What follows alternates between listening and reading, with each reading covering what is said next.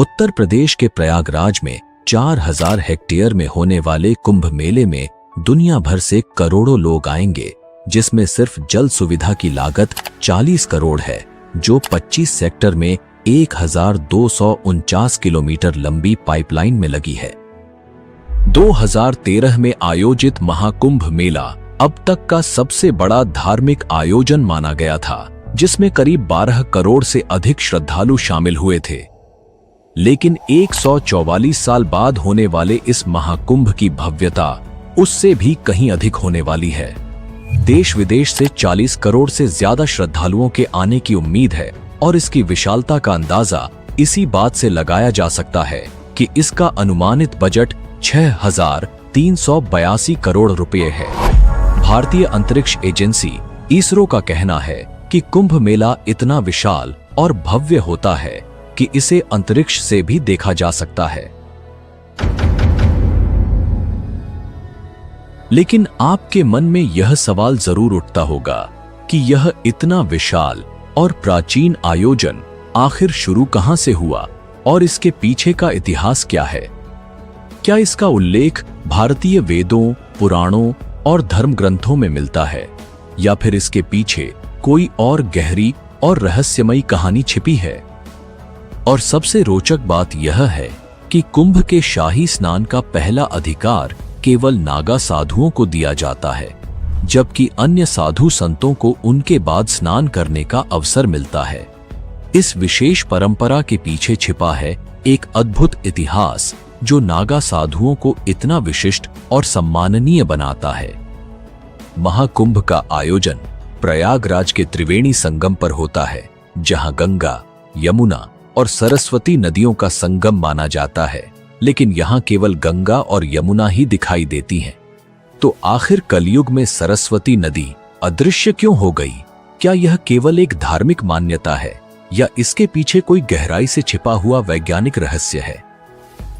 और प्रयागराज में स्थित अक्षयवट, जिसे अमर वृक्ष माना जाता है, जो सृष्टि के विकास और प्रलय का साक्षी रहा है, इसके पीछे का इतिहास और महत्व भी जानेंगे।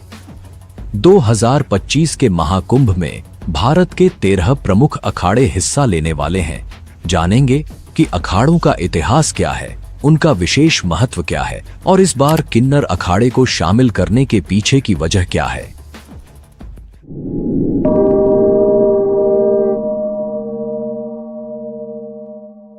इन सभी सवालों का जवाब और महाकुंभ के अनसुने रहस्यों की परतें इस डॉक्यूमेंट्री में हम आपके सामने खोलेंगे। तो जुड़े रहिए हमारे साथ, क्योंकि यह केवल एक मेला नहीं बल्कि है आस्था, इतिहास और संस्कृति का संगम।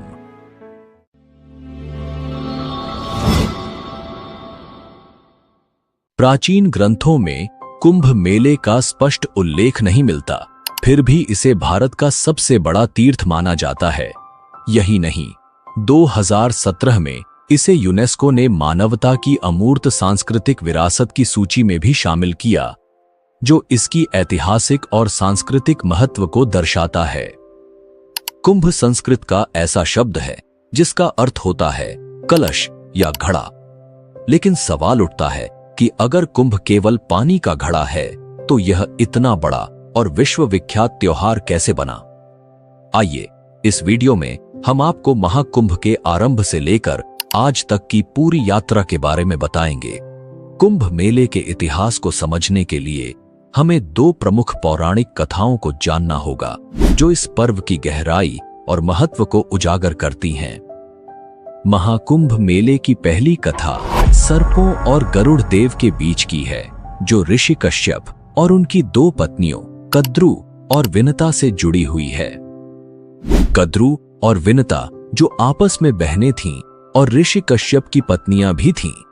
एक दिन कद्रू ने ऋषि कश्यप से वरदान मांगा कि उसे 1000 विषैले और शक्तिशाली पुत्र चाहिए।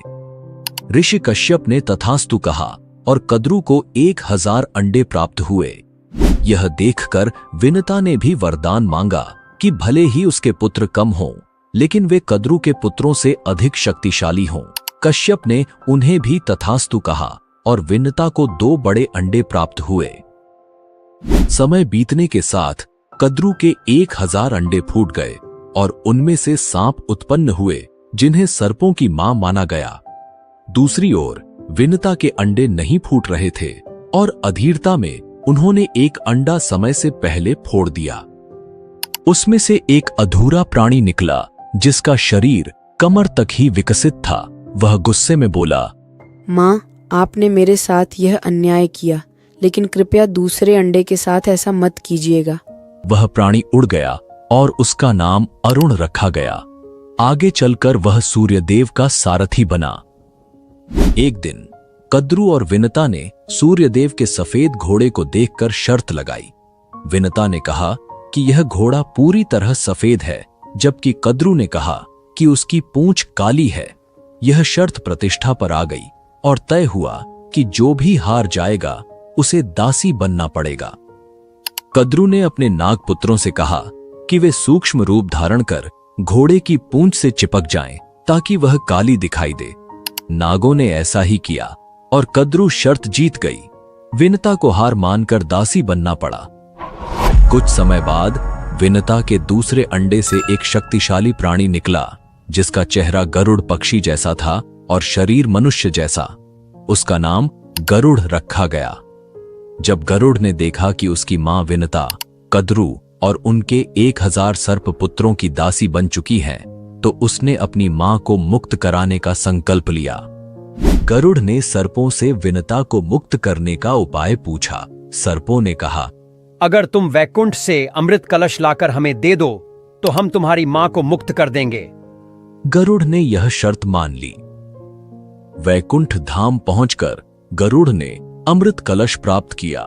देवताओं ने उन्हें रोकने की कोशिश की, लेकिन गरुड़ अपनी अद्वितीय शक्ति के बल पर सफल रहे। विष्णु जी ने गरुड़ को रोका और उनसे पूछा, तुम इस कलश को क्यों ले जा रहे हो, जबकि इसे खुद ग्रहण नहीं कर रहे? गरुड़ ने अपनी मां को मुक्त कराने की व्यथा सुनाई। विष्णु जी ने गरुड़ से कहा, अगर मैं तुम्हें यह कलश ले जाने दूं, तो तुम हमेशा के लिए मेरे वाहन बनोगे? गरुड़ ने इस शर्त को स्वीकार कर लिया।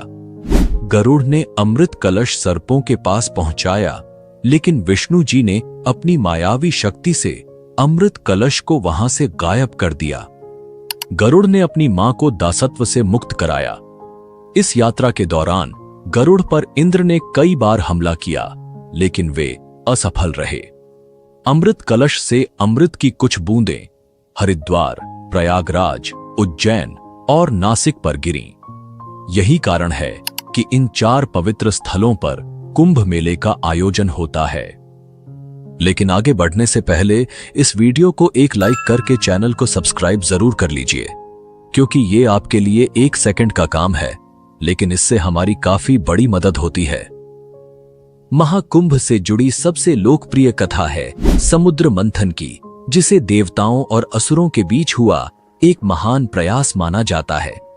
विष्णु पुराण के अनुसार एक बार दुर्वासा ऋषि ने एक दिव्य माला बनाई और इसे देवराज इंद्र को भेंट किया, लेकिन इंद्र अपने अहंकार में डूबे हुए उस माला को अपने ऐरावत हाथी के मस्तक पर रख दिया। ऐरावत ने वह माला जमीन पर गिरा दी और अपने पैरों से कुचल डाला। महर्षि दुर्वासा ने इसे अपना अपमान समझा और क्रोधित होकर इंद्र को शाप दे दिया कि उनका वैभव नष्ट हो जाएगा और सभी देवता अपनी शक्तियां खो देंगे। इस शाप के बाद देवता कमजोर हो गए और असुरों से पराजित हो गए। अपने वैभव और शक्तियों को पुनः प्राप्त करने के लिए ब्रह्मा जी ने देवताओं को सुझाव दिया कि वे असुरों के साथ मिलकर समुद्र मंथन करें। इस मंथन से अमृत निकलेगा, जिसे ग्रहण कर वे अमर हो जाएंगे। यह बात जब देवताओं ने असुरों के राजा बलि को बताई, तो वे भी समुद्र मंथन के लिए तैयार हो गए। वासुकी नाग की नेति बनाई गई और मंदराचल पर्वत की सहायता से समुद्र मंथन सावन के महीने में ही किया गया। अमृत का कुंभ यानी कलश मिलते ही असुरों और देवों में युद्ध हो गया। वामन पुराण के अनुसार आचार्य बृहस्पति ने इंद्र के पुत्र जयंत को संकेत दिया कि वह अमृत कुंभ लेकर भाग जाए। दैत्यों ने उसका पीछा 12 दिन तक किया, जो कि 12 वर्षों के बराबर था। युद्ध के समय अमृत कुंभ से त्रिलोक के 12 स्थानों पर अमृत की बूंदें गिरी।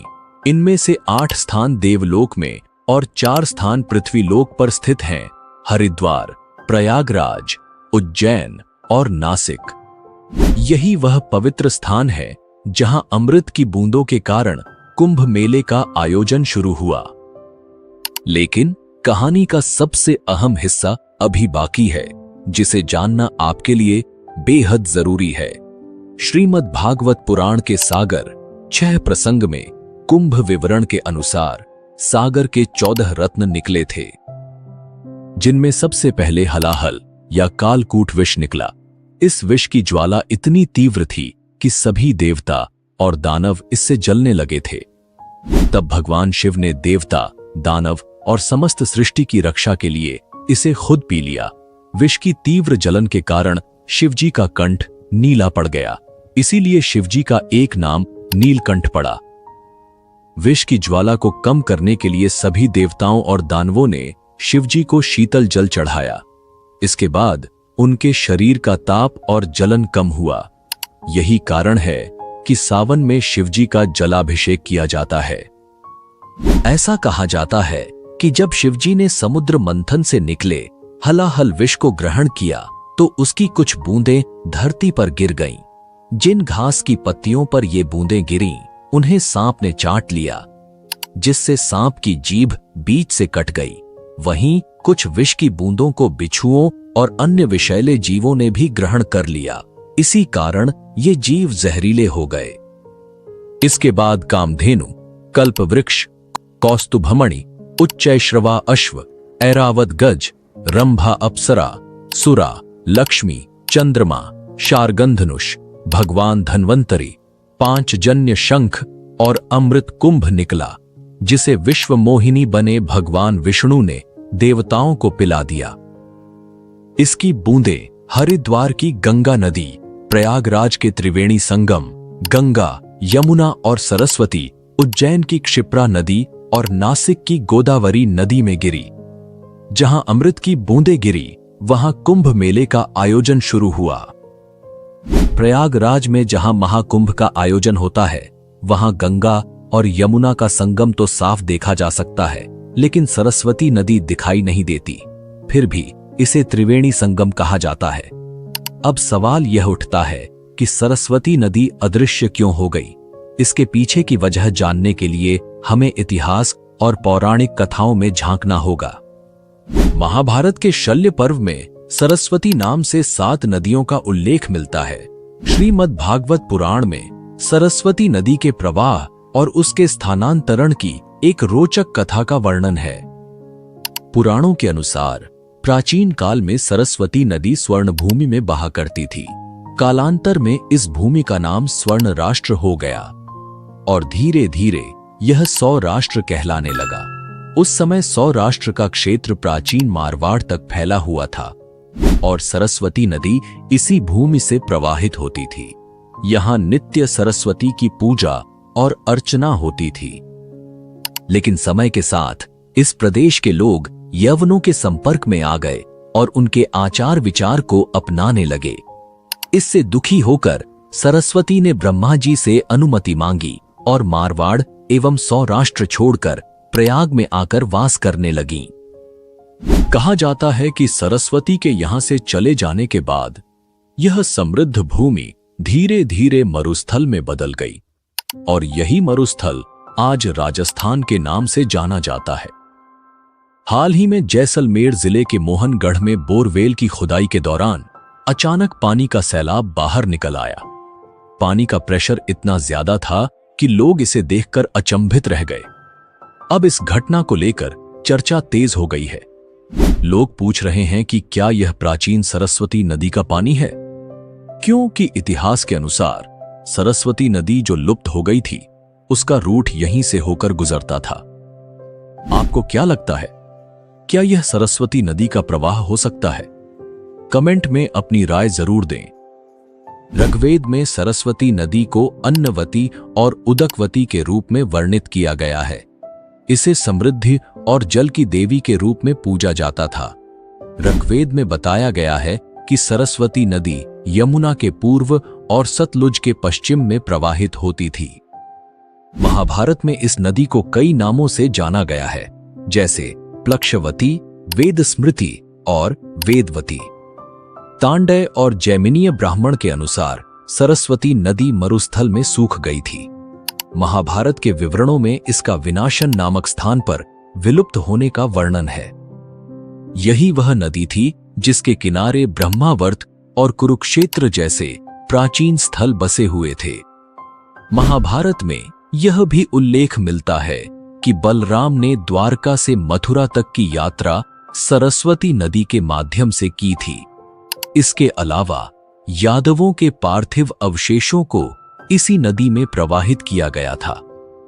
इन विवरणों से यह स्पष्ट होता है कि सरस्वती एक विशाल और महत्वपूर्ण नदी थी, जो न केवल धार्मिक और सांस्कृतिक महत्व रखती थी, बल्कि यातायात और परिवहन के लिए भी उपयोगी थी। वैदिक काल में एक और नदी का उल्लेख मिलता है, जिसे दृष्टवती कहा जाता था। यह सरस्वती नदी की सहायक नदी थी और हरियाणा से होकर बहती थी। समय के साथ जब भीषण भूकंप आए और हरियाणा तथा राजस्थान की धरती के नीचे से पहाड़ ऊपर उठे, तो नदियों का बहाव बदल गया। दृशद्वती नदी ने अपनी दिशा बदल ली और आज इसे यमुना नदी के नाम से जाना जाता है। यह सरस्वती नदी के साथ मिलकर बहने लगी और इसी कारण प्रयागराज में 3 नदियों के संगम को त्रिवेणी संगम कहा जाता है। महर्षि वेदव्यास ने इसे तीर्थराज प्रयाग का नाम दिया, जो गंगा, यमुना और अदृश्य सरस्वती के संगम का पवित्र स्थल है। यह स्थान न केवल धार्मिक बल्कि ऐतिहासिक और सांस्कृतिक दृष्टि से भी अद्वितीय है।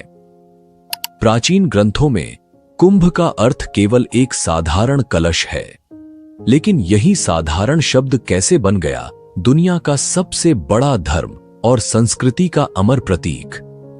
आइए जानते हैं महाकुंभ के इतिहास से लेकर आज तक के अद्भुत सफर के बारे में। दोस्तों, अगर आपको महाकुंभ की यह वीडियो अच्छी लग रही है तो कृपया इसे एक लाइक अवश्य कर दें। आपका एक लाइक हमारी काफी मदद कर देता है। धन्यवाद। दरअसल कुंभ मेले का उल्लेख वैदिक ग्रंथों, सूत्र साहित्य, महाकाव्य पुराण ग्रंथों, स्मृतियों या धर्मशास्त्रों में नहीं मिलता है। ऐतिहासिक किताबों में इसे माघ मेला या प्रयाग स्नान के नाम से जाना जाता है। कुंभ मेले में शाही स्नान का विशेष महत्व है। पवित्र नदियों में स्नान करना हिंदू मान्यताओं का अहम हिस्सा है और इसका सबसे पहला उल्लेख ऋग्वेद में नाहन पर्व नाम से मिलता है। इसका वर्णन बौद्ध धर्म के पाली ग्रंथों और महाभारत में भी हुआ है। चीनी यात्री ह्वेनसांग के यात्रा वृतांत के अनुसार सम्राट हर्षवर्धन ने 644 ईस्वी में माघ मास के अर्ध कुंभ के अवसर पर प्रयागराज में आयोजित पंचवर्षीय धर्म महासभा में भाग लिया। इस सभा में उन्होंने अपना सर्वस्व दान कर दिया। कई सांस्कृतिक विद्वानों का मानना है कि 9वीं सदी में लगभग 850 साल पहले आदिगुरु शंकराचार्य ने हिंदू संस्कृति को सुदृढ़ करने और लोक कल्याण की दृष्टि से कुंभ मेले की परंपरा को प्रारंभ किया। यह मेला भारतीय संस्कृति और धार्मिक आस्था का अद्भुत संगम है। 16वीं शताब्दी में गोस्वामी तुलसीदास जी ने अपनी अमर कृति रामचरितमानस में प्रयागराज में लगने वाले वार्षिक मेले का उल्लेख किया है, जो कुंभ मेले की प्राचीनता और इसकी ऐतिहासिक महत्ता को दर्शाता है। वायु पुराण और नारदीय पुराण में सरस्वती नदी के तट पर स्थित कुंभ और श्री कुंभ तीर्थ का वर्णन मिलता है। वेदों की कई ऋचाओं में कुंभ, घट और कलश का उल्लेख किया गया है। ऋग्वेद और अथर्ववेद में भी घृत और मधु से भरे कुंभ का संदर्भ मिलता है, जो इसकी प्राचीनता और धार्मिक महत्व को दर्शाता है। इतिहासकार जदुनाथ सरकार के अनुसार सन 1234 ईस्वी में नागा सन्यासियों ने कुंभ के अवसर पर एक निर्णायक विजय प्राप्त की थी। 17वीं शताब्दी के फारसी धार्मिक ग्रंथ द बिस्तान ए मुजाहिब में भी 1640 ईस्वी में कुंभ के दौरान हुए एक भीषण युद्ध का उल्लेख मिलता है। 16वीं शताब्दी के उत्तरार्ध में लिखे गए तबकात ए अकबरी में भी प्रयागराज संगम पर एक वार्षिक स्नान उत्सव का वर्णन किया गया है। इसमें लिखा गया है कि देश के सभी हिस्सों से हिंदुओं के विभिन्न वर्ग स्नान करने के लिए आते हैं, इतनी संख्या में कि जंगल और मैदान भी उन्हें रोक नहीं पाते। यह विवरण इस बात का प्रमाण है कि कुंभ मेला सदियों से आस्था, इतिहास और भारतीय संस्कृति का एक अभिन्न हिस्सा रहा है। ऋग्वेद और अथर्ववेद में कुंभ का उल्लेख कई संदर्भों में मिलता है। कुंभ का अर्थ केवल पानी का घड़ा है, न कि एक त्योहार। उदाहरण के लिए अथर्ववेद में चतुर, कुंभांश चतुर्धा ददामि और पूर्ण कुंभोद्योग काल आहितस्तम जैसे वाक्यांश विशेष यज्ञों और ईश्वरीय समय की व्याख्या करते हैं। यह दिखाता है कि कुंभ का उपयोग वैदिक अनुष्ठानों और धार्मिक संदर्भों में किया जाता था।